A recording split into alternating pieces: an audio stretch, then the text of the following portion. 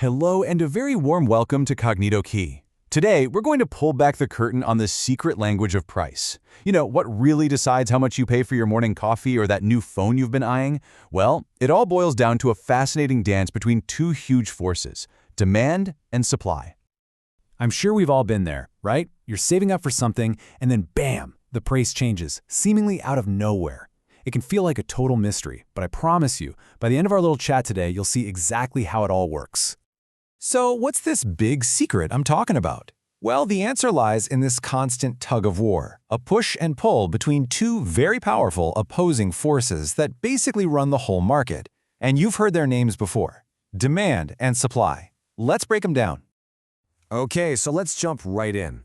We'll start with the first piece of the puzzle, and this one is all about us. You and me, the customers, the buyers. This is the force we call demand. Now, in the world of economics, demand isn't just about wanting something. For instance, I might really want a private jet, but that's just a wish. It doesn't count as actual economic demand. For it to be real, that desire has to be backed up by your ability and your willingness to actually pay for it. So, for demand to actually make a difference in the market, what economists call effective demand, you need both of these things. Think of it this way. Someone might desperately want to buy food, that's the willingness, but if they don't have the money, the ability to pay, then it doesn't create demand in the market. It's that powerful combination of wanting it and having the cash to get it. And this brings us to a super important rule called the law of demand. Honestly, it's something we all kind of know deep down. When the price of something goes up, we tend to buy less of it, right? Our demand goes down. But when that same item goes on sale and the price drops, well, our demand shoots right up. It's a simple inverse relationship. You know, economists love to draw pictures of these ideas, and they visualize this relationship with something called a demand curve. Because of that relationship we just talked about, price up, demand down, the line on the graph always slopes downwards. It's a really simple but powerful picture of how we all behave as shoppers. All right, so we've got the buyer's side of the story down. Let's flip the coin and look at the other side of this whole equation. Now we're going to put ourselves in the shoes of the businesses, the producers, the people who actually make and sell the things we want. This, my friends, is supply. So to put it simply, supply is just the total amount of a product that a seller is willing and able to put on the market. And just like with demand, it's not just about having the product sitting in a warehouse, it's about being willing to sell it at a certain price.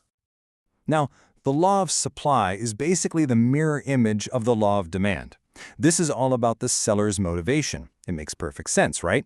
If the price for their product goes up, they're going to be excited to sell more of it because, hello, more profit. But if the price drops, well, their motivation to produce and sell goes down too. It's a direct relationship. And hey, guess what? Just like we have a curve for demand, we have one for supply. And because of this direct link, higher price, higher supply, the supply curve always slopes upwards. It's the complete opposite of the demand curve. See how they're perfect opposites? Okay, the moment we've been waiting for. Let's bring our two big forces, demand and supply, together on the same stage. This is where we solve the mystery of price once and for all. This is the aha moment, where everything finds its perfect balance. Just take a look at this table with me. When the price is high, say 10, sellers want to supply a whole lot, 50 units, but buyers, they only want 10. That leaves a huge surplus. Now look down at the bottom. At a low price of 2, it's the total opposite. Buyers want 50, but sellers only want to offer 10. That's a shortage. But look right there in the middle. At a price of 6, bingo! Buyers want 30, and sellers are offering 30. It's a perfect match. That's our sweet spot. And this perfect point of balance has a name. It's called the equilibrium point. If you were to draw those two curves we talked about, it's the exact spot where they cross. At this price, which is often called the market clearing price, everybody's happy. Buyers find what they want, sellers sell what they have, and the market is perfectly stable. So, great, we figured out the puzzle of how prices get set. But you might be thinking, why is this actually important? Why should I care about all these curves and tables in my daily life? Well, let me tell you. Because this isn't just some dusty old theory. It explains the world you see every single day. Remember when laptop prices went through the roof during the lockdowns? That was a massive spike in demand. It explains why farmers might suddenly start growing more pulses. They're just responding to higher prices, the law of supply. And all those sales we love? That's just a store trying to get rid of a surplus. This is the secret language that sets the price for literally everything you buy.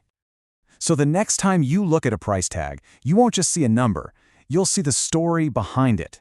A whole story of buyers and sellers, of desire and production, all meeting at that one single perfect point. It really is a powerful new way to look at the world, isn't it? I really hope this explainer has helped unlock the secrets of the market for you. If you found this useful, please do me a favor and give this video a like, share it with your friends, and of course, make sure you subscribe to Cognito Key for more explainers that make tricky topics super simple. Thanks so much for watching.